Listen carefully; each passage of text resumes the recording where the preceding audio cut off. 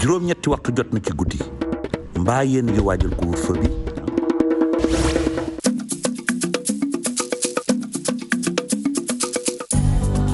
Dans l'actualité de ce lundi, c'est un déchirement pour les pèlerins sénégalais. L'Arabie Saoudite n'ouvrira pas ses frontières pour le pèlerinage à la Mecque 2020.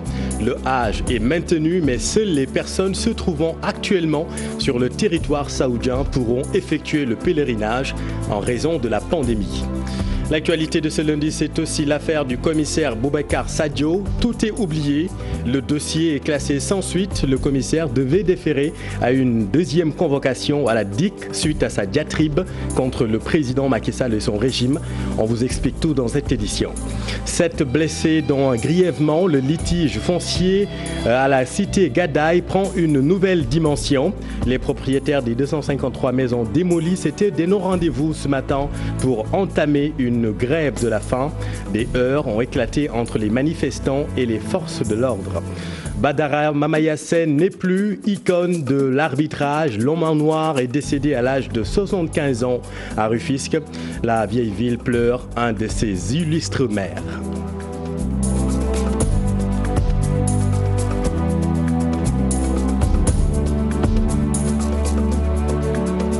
Les musulmans sénégalais n'iront pas à la Mecque cette année en raison de la pandémie.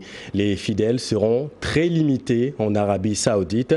Prévu en juillet, le Hajj est maintenu, mais avec des mesures drastiques. Ibrahim Khan.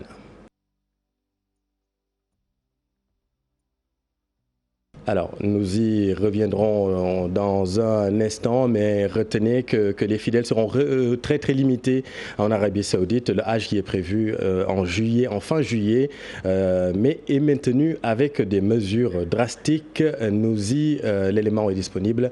Voici les explications de Ibrahim Khan. Ce sera au cours de cette édition.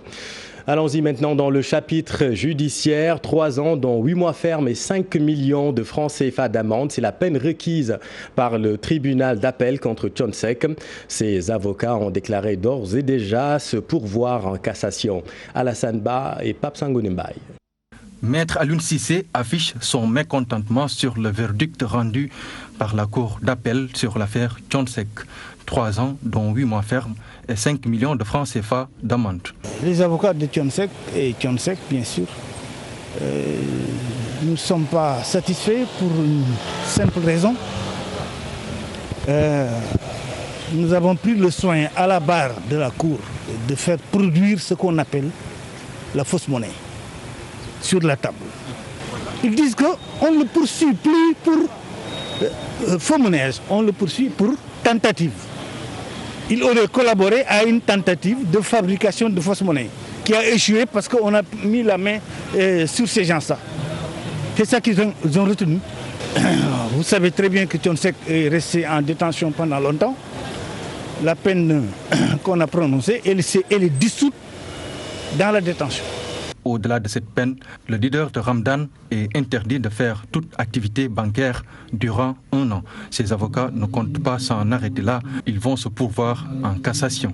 Sur sa demande, dans les délais, on a 6 jours pour le faire et le dossier ira à la cour de cassation.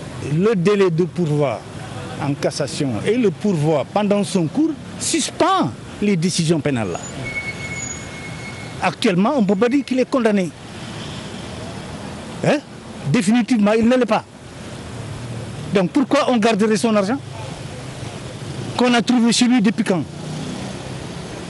Depuis quand? Depuis 2015, il est sous l'objet de poursuite à n'en plus finir. Pour Alaï Djité, un mandat d'arrêt est décerné contre lui. Il est condamné à 5 ans de prison et plus d'1 milliard de francs CFA d'amende. Il est aussi interdit de circuler sur le territoire pendant 10 ans. Et puis tout est oublié dans l'affaire du commissaire Boubacar Sadio. Le dossier est classé sans suite selon son avocat. Auditionné puis libéré la nuit dernière, le commissaire Sadio devait déférer à une nouvelle convocation à la DIC cet après-midi. La division des investigations criminelles avait retenu contre le commissaire les charges de diffusion de fausses nouvelles et offense au chef de l'État suite à une diatribe contre le président Macky Sall et son régime publié et signé le commissaire Boubacar Boubacar Sadio. Restons dans le domaine judiciaire. Le Sud-Ouest joue les prolongations après 5 jours de grève. Le syndicat des travailleurs de la justice décrète encore 72 heures de grève. Maître Boun Malik Diop regrette l'indifférence de la tutelle. C'est en réaction à l'attitude du ministre de la Justice qui s'est emmuré dans un mutisme. En dépit de l'instruction du président de la République lors du Conseil des ministres passé, du mercredi passé, allant dans le sens d'instaurer un dialogue et une atmosphère paisible dans le secteur de la justice. Donc, son attitude nous renforce dans notre conviction de nous battre pour notre dignité, mais aussi pour améliorer nos conditions d'existence. Ce qui est regrettable est de constater que Maître Malick Sall est en train de déstabiliser la justice, dans le sens qu'aujourd'hui, on ne peut pas concevoir dans la justice une grève de travailleurs qui ne demande que la mise en œuvre de réformes entreprises par l'État, de réformes déjà ficelées. Nous allons poursuivre parce qu'il est inconcevable. Maître Malick Sall a déjà réussi sa vie. C'est quelqu'un qui, sur le plan social, a eu tout ce que la vie pouvait lui donner. Mais qui de nous autres, nous travailleurs, nous ne sommes pas encore à la retraite. Hein? Il y a de plus jeunes que nous qui doivent construire leur vie. Donc il devait être dans la position d'un père de famille, mais pas d'un gladiateur.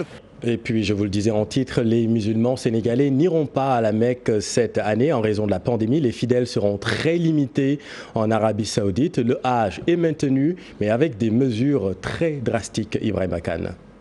Le doute planait jusque-là sur l'organisation du Hajj édition 2020 en raison de la pandémie, mais il aura bel et bien lieu, annonce le ministère saoudien en charge de l'événement. Toutefois, cette édition qui se profile à l'horizon sera inédite dans l'histoire du Hajj.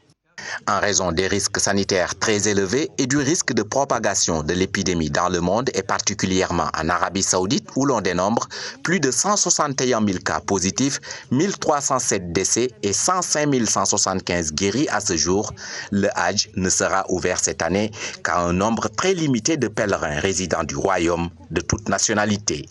L'événement, cette année, va se tenir du 28 juillet au 2 août, révèle le communiqué des autorités saoudiennes, sans pour autant donner le nombre exact de pèlerins et les conditions d'attribution des places. La Covid-19 continue de dicter sa loi.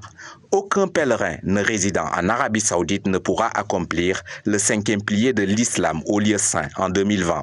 Les pèlerins sénégalais ne seront hélas pas de la partie cette année, une mesure de l'Arabie Saoudite qui s'inscrit dans la lutte contre la pandémie de la Covid-19.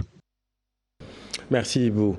7 blessés, dont un grièvement et 11 personnes interpellées. C'est le bilan des affrontements de ce matin à la cité Gadaye entre policiers et propriétaires de maisons démolies. Ces derniers comptaient entamer une grève de la faim. Ils réclament 253 parcelles à un propriétaire immobilier. Le collectif de victimes de Gadaye tire le bilan et menace de poser d'autres actes. Voici leur porte-parole Maïtine avec notre équipe dans la banlieue de Dakar. Nous sommes pacifiquement assis en train d'observer une grève de la faim. La police, à travers son commissaire et ses commandants et ses éléments, sont venus nous lancer des lacrymogènes. Ils ont blessé 2 de nôtres. Ils sont là, on attend l'ambulance pour qu'ils soient évacués. Et pourtant, le promoteur, il est là, il n'a pas été inquiété du tout. Il a été condamné par la Cour suprême. Nous qui n'avons rien, on n'a pas été condamnés. On est venu pacifiquement pour observer une grève de la faim. Mais on nous dit que vous devrez avoir une autorisation. Quand est-ce qu'une grève de la faim demande une autorisation? Depuis 2013, ils nous menacent d'une plainte. Vous le savez très bien, revisitez les archives. Il est illégal. Il faut qu'il le reconnaisse. Il est illégal. Il a été condamné par les plus hautes autorités de la justice. Quand même, que les gens respectent ces décisions de justice. Ils n'ont qu'à appliquer ces décisions de justice. C'est ça que nous demandons. L'autre aspect, que les promesses de l'État doivent être tenues, respectées. Nous sommes des citoyens de ce pays. C'est ça qu'il faut reconnaître. Et puis restons avec ces litiges fonciers. Le site de l'aéroport Léopold Sédar Senghor attise également des convoitises. Un collectif d'habitants de Ngor y réclame 62 hectares de terre. Explication, Cher Diop, Youssou Baro. C'est une vieille doléance des populations de Ngor. Dans ce village traditionnel lébou, les habitants sont plus que jamais déterminés. Ils réclament 62 hectares de terre sur le site de l'aéroport militaire Léopold Sédar Senghor. Aujourd'hui, nous avons appris donc un lotissement, l'approbation d'un lotissement de 62 hectares sur le site de l'ancien aéroport Léopold Sédar Senghor. Alors, donc, jusqu'à présent, malgré la formulation récurrente de nos doléances par rapport donc, à l'octroi de zones de recasement et d'équipement et de projets économiques, donc nous n'avons pas encore à ce jour rencontré donc, une oreille attentive par rapport donc, aux autorités à qui nous avons adressé nos demandes. Alors nous connaissons bien la zone, nous sommes inquiets pour deux raisons. D'abord, donc, est-ce que ça va se passer comme ça s'est passé jusqu'à maintenant, des attributions à des tiers, à des spéculateurs, au détriment donc, des intérêts des populations qui réclament depuis tout le temps et qui n'ont pas encore eu donc, une réaction favorable par rapport à l'État. Autre problème, sur ce même site, le découpage administratif. Ces plaignants craignent un conflit entre les communes de Ngor, Ouakam et Yoff. Et le deuxième problème que ça pose, c'est le problème des frontières des communes. Il y a eu une maladresse dans la définition donc, des frontières donc, entre les trois communes. Et les conséquences, aujourd'hui, c'est, comme nous l'avons vu, l'arrêté du ministre, il a logé ce lotissement dans la commune de Ouakam, alors que les terres se trouvent sur le territoire foncier communautaire de Ngor.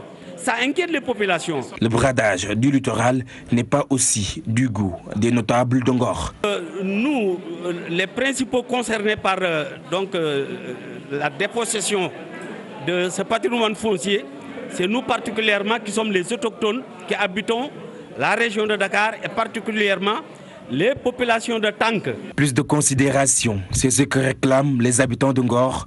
Ils lancent un appel aux autorités de ce pays pour l'octroi d'une zone de recasement et d'équipement conséquente afin de satisfaire leurs besoins. Oui, cher, le foncier divise à Agas. Les habitants du village de Kandam demandent la restitution de 61 hectares prévus pour la gare des gros porteurs. L'usage est tout autre actuellement selon ses habitants.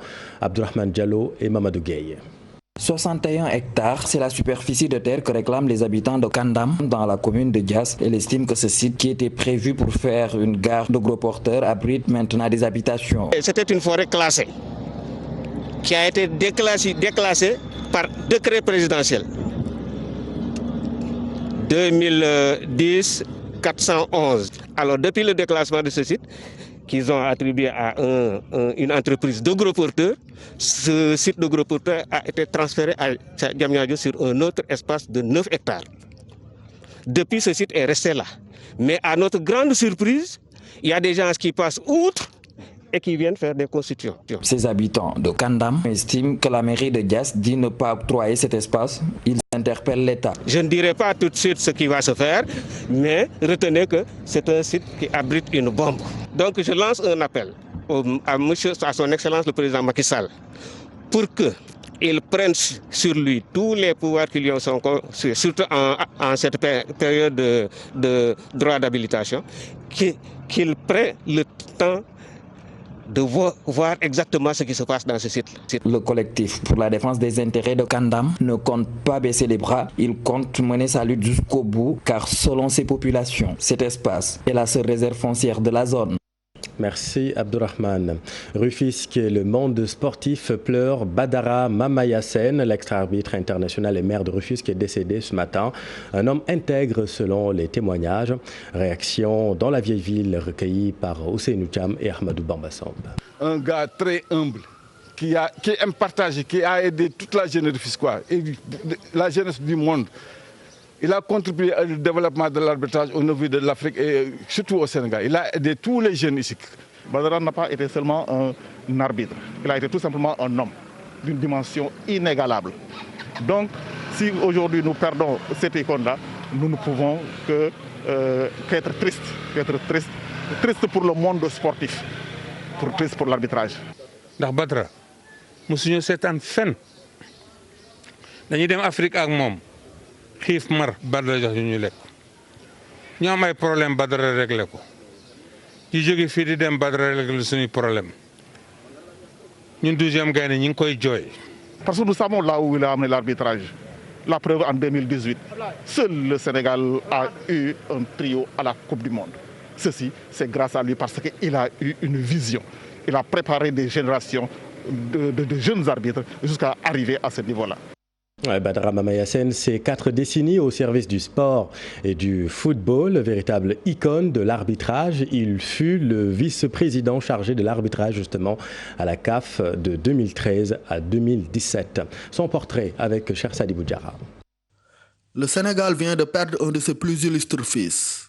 Badara Mamaya Sène, l'emblématique ancien arbitre international, dirigeant et homme politique, est décédé ce 22 juin à Rufisque à la suite d'une longue maladie. Le Rufisquois de naissance, il y a 75 ans, s'était forgé une grande renommée au Sénégal et en Afrique. L'arbitre Badara Mamaya Sène avait fini de participer à toutes les grandes compétitions de football. Il était même au sifflet lors de la finale de la Coupe d'Afrique des Nations en 1992 au Sénégal. À la fin de sa carrière, il s'était reconverti dirigeant pour les arbitres sénégalais et africains. À la tête d'une commission d'arbitrage, il partageait son expérience et formait les plus jeunes. Recommandé à Issa Hayatou par Mawade Wade, Badara Mamaya Sène avait intégré la Confédération africaine de football et y est resté de longues années, devenant par ailleurs vice-président chargé de l'arbitrage au sein de l'instance de 2013 à 2017. Badara Mamaya Sène, c'était ainsi 40 ans dédiés au football.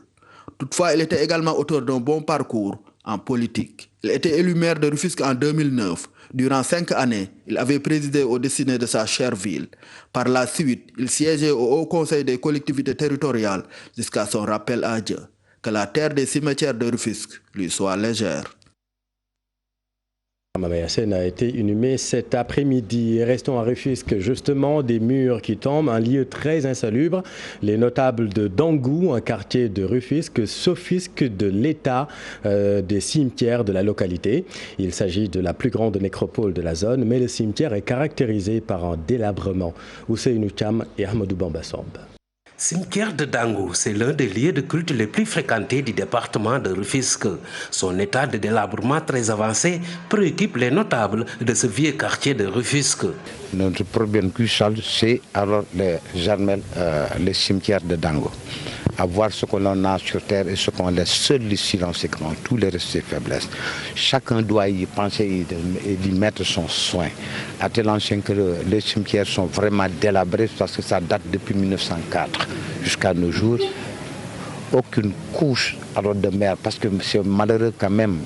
Au niveau de Rufisque, nous sommes, depuis Maurice, nous sommes les moins servis au niveau de Rufisque. En soi aussi, ceci est valable pour le gouvernement.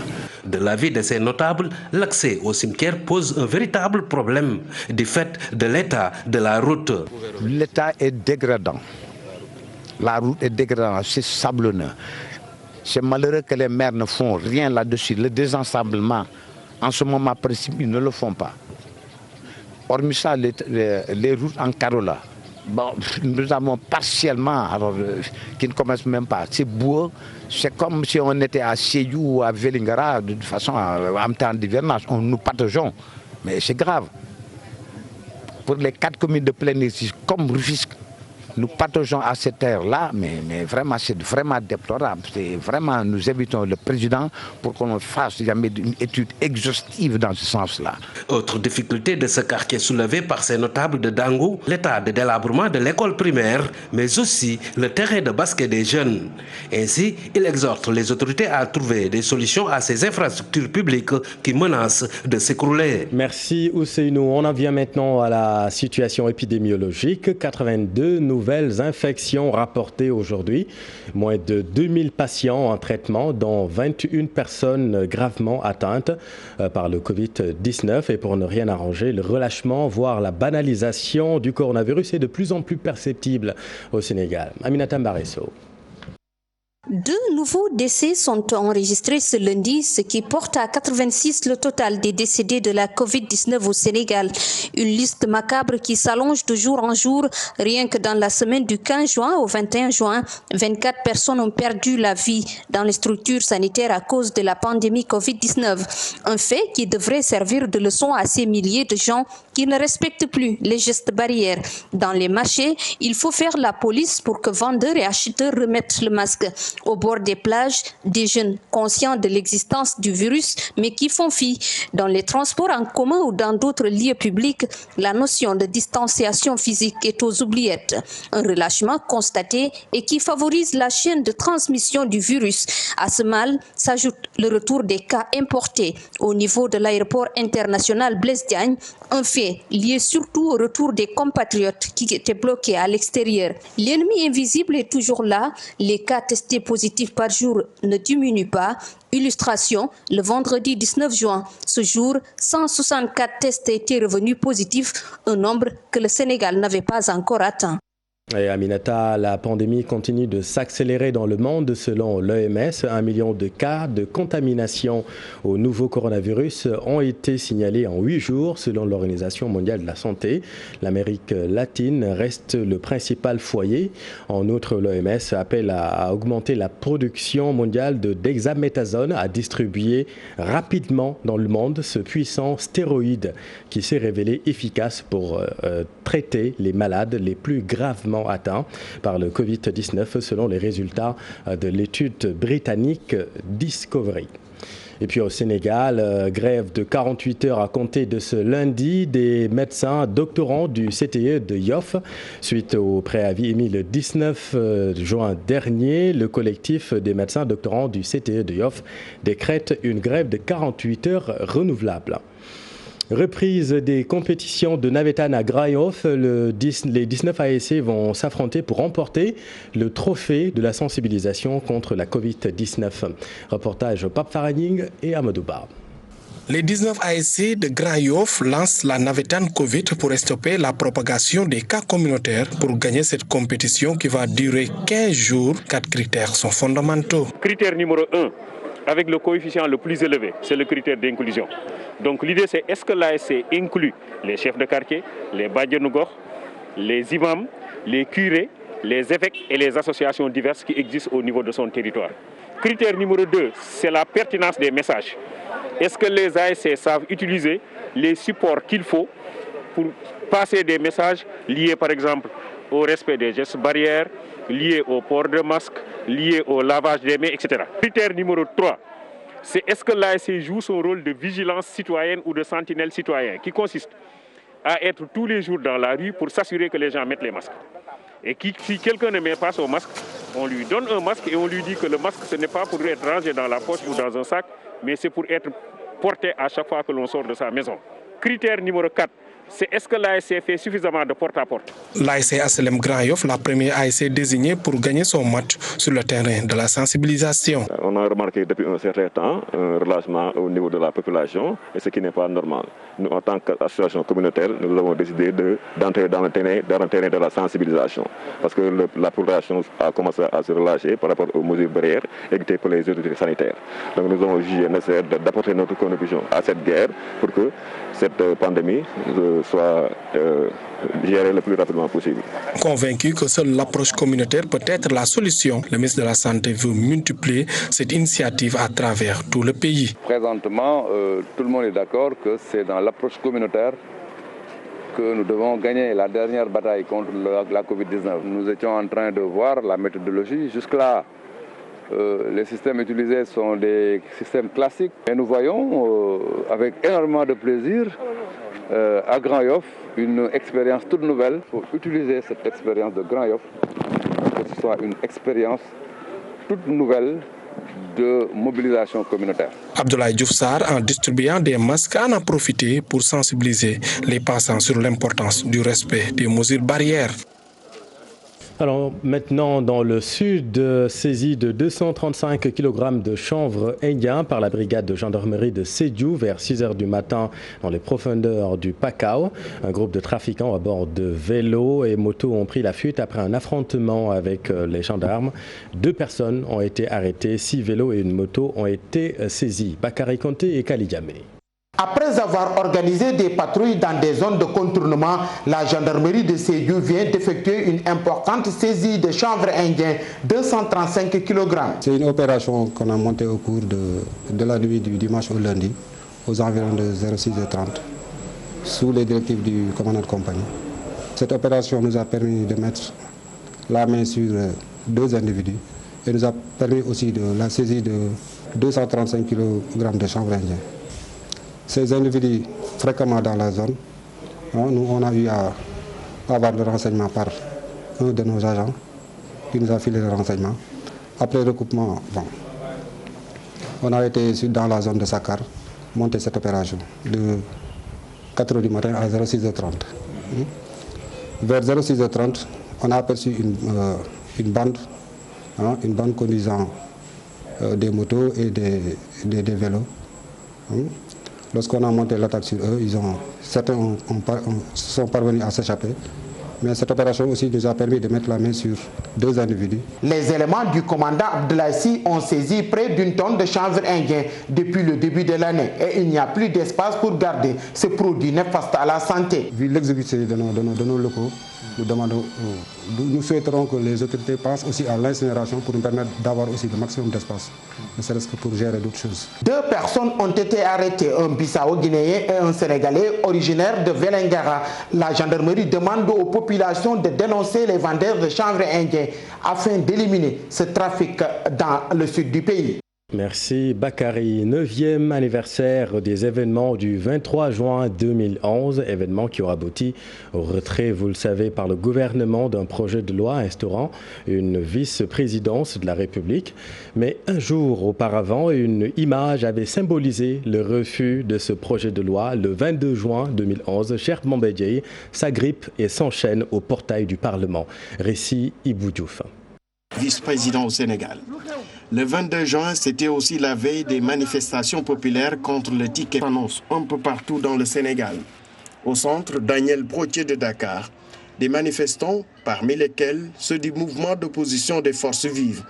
La rencontre entre les différents acteurs a été sévèrement réprimée par la police, alors que la société civile et les leaders de la principale coalition de l'opposition, Benno Siggil Sénégal, affûtaient leurs armes. À la place de l'indépendance, il y a eu également de l'action. Sur la première ligne, les leaders du mouvement Y en a marre. Un affrontement a éclaté au centre-ville avec les forces de l'ordre. Beaucoup de jeunes arrêtés, parmi eux, Tchad et Fou Malade. Et le constitutionnaliste Ahmed Ndiaye blessé. C'était les prémices de la journée du 23 juin. Une révolte populaire qui avait fini par obliger le régime en place de faire marche arrière et retirer l'intégralité de son projet de loi. Une date historique dans la vie démocratique du Sénégal. Demain, c'est l'anniversaire. Et 9 ans après Ibou, Cheikh Bamba déclare ne pas regretter son acte. Mieux, le combat est toujours d'actualité car selon lui, le régime actuel ne met pas l'intérêt général au centre de ses préoccupations. Ousseynou Diop et Habib Sek à Saint-Louis. Qui à l'hémicycle se souvient encore de son acte qui avait émis plus d'un. Et il était important pour la journée du 21 juin, du 22 et du 23 que l'ensemble du peuple sénégalais comprenne que cette fois-ci, il s'agissait d'une réclamation populaire, nationale, démocratique. Et c'était la raison pour laquelle il me semblait important d'éviter que les Sénégalais puissent le percevoir comme une réclamation d'une classe politique par rapport à une autre classe qui est au pouvoir.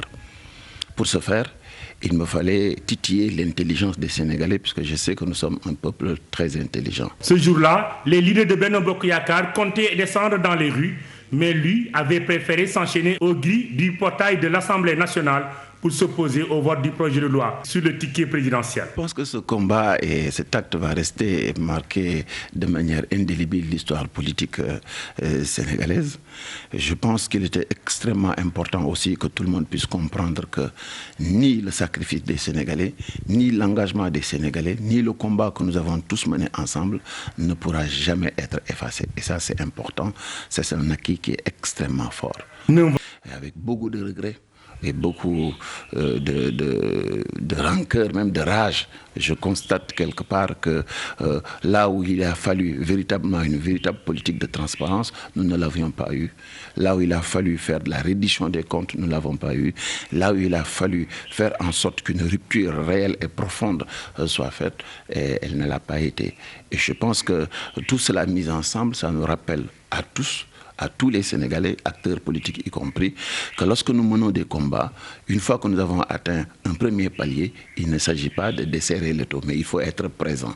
Après la victoire, nous avons lâché le combat et les gens ont repris les vieilles habitudes.